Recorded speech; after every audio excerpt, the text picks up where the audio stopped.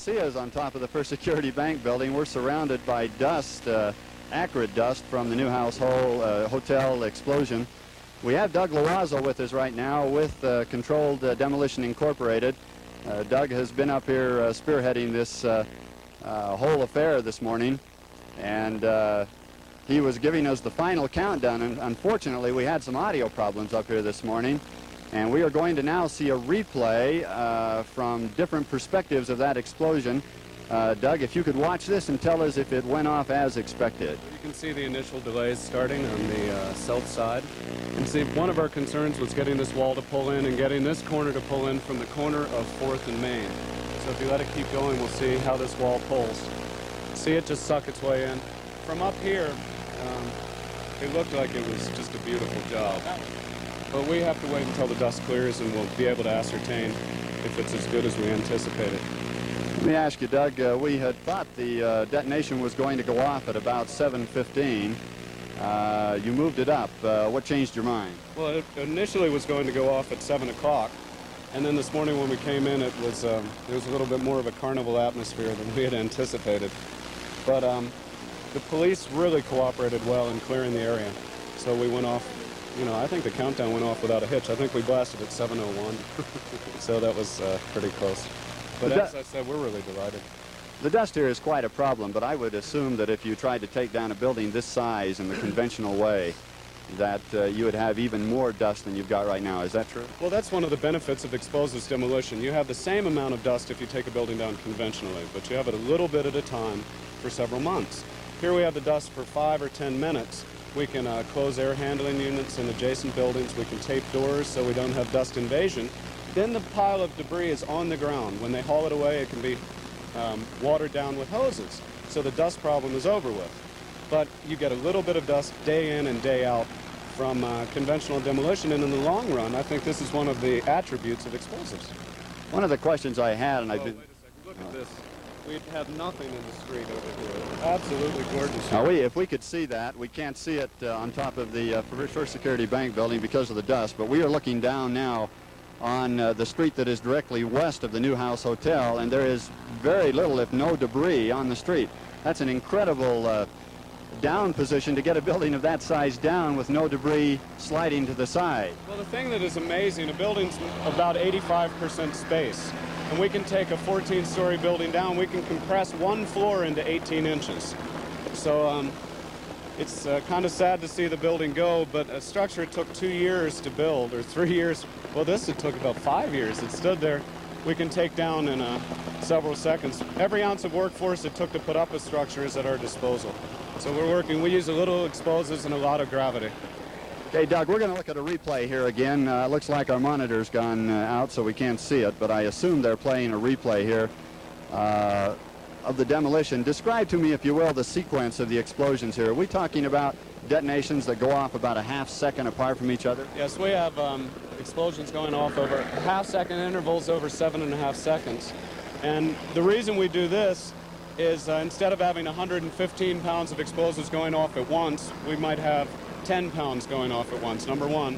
Number two, it allows us to utilize the weight in the construction of the building to pull itself down away from adjacent exposures. Number three, it minimizes vibration. Number four, you get a beautiful fragmented pile of debris that will facilitate debris removal operations. If you look here, I don't think there's a piece larger than a brick. Now, if you'll notice, there's a 2-story section of the building standing. We did not even prepare that. We left it up as protection because we had an electrical vault in the street. It's beautiful.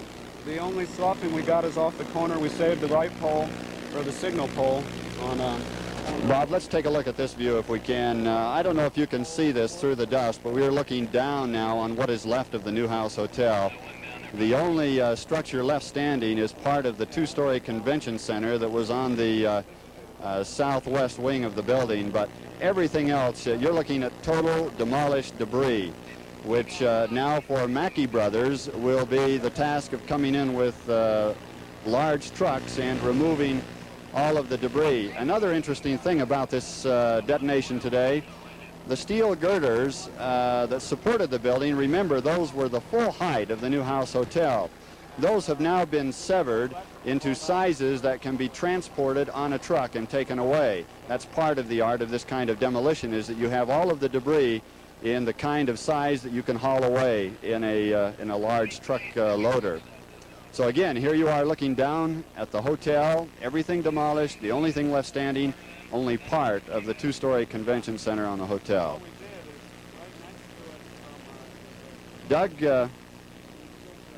let me, as soon as I can get Doug off of the two-ways talking to some of his people, we are kind of curious to know, Doug, if you have to go down and make sure that any spent explosives are, or any explosives are still live in there, or is that not a problem? No, it's not a problem at all, because all our explosives are detonated electrically.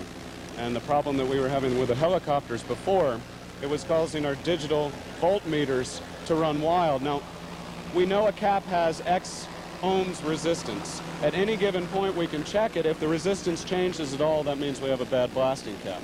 Since we didn't have any bad blasting caps, all the explosives detonated, so there's no problem whatsoever. Okay, Doug, I think they're going to do one more replay. This time it's from the view of the Little America Hotel. We still can't see it on our monitor, so we are not able to see what is happening here. But this would be a perspective from the west side of the hotel. Again, or south side, I'm sorry, the south side of the hotel. Well, our delays, if you notice on the replay, they started in the 14-story section on the southwest corner and on the west side, and work their way to the internal angle of the L. If you look from Little America, you see it's like an L-shaped building. So we could use the weight of the building to pull the corner away from Main and 4th Street.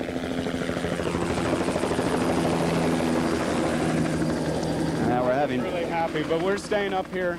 Our people are checking the area to see if we had any broken windows or anything, but it looks pretty good. I'm looking at a lot of dust that's on the surrounding streets and parking lots. I would assume that that is not going to be a serious problem. No, we have two fire trucks from Salt Lake City Fire Department that are going to hose down the streets, and then we have some city street sweepers. So, in looking at it now, by tomorrow morning when business traffic starts, the area will be clear and businesses can operate as usual.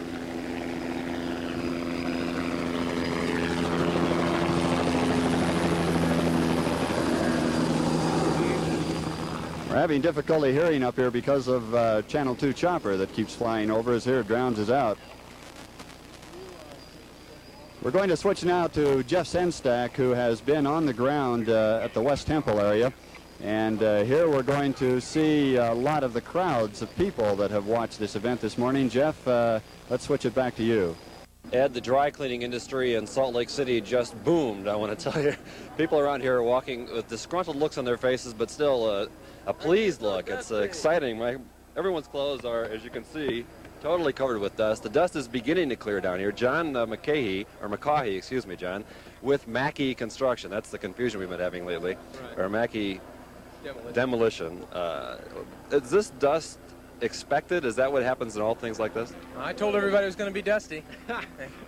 Can't say I didn't warn you. Is there going to be any kind of cleanup, or is this just hope that the rains will take care of this? No, we'll clean it up. We've got 2 fire crews here, and I think there's going to be 4 more coming down just for the fun of it. We'll wash down the streets and everything. All right, and about the control around the building, we can now see it. If you folks could just move a little bit, you can just see that it's a pile of rubble about, looks like 2 to 3 stories high. Is that what you expected pretty much? Yeah, that's what we expected. We weren't sure if the small 2-story section was going to go or not, and it didn't, you can see. Yeah. But we can knock that over pretty easily. It's already been cut. Okay, and we're going to have, if you're not tired of seeing replays of this thing yet, John, we've been watching them on our monitor here. We're going to show you another replay of what this thing was like. It's an amazing experience. Both sides of the building went down on the outside first. Is that essentially what you wanted to do? Yeah. Hopefully it'll happen any moment here.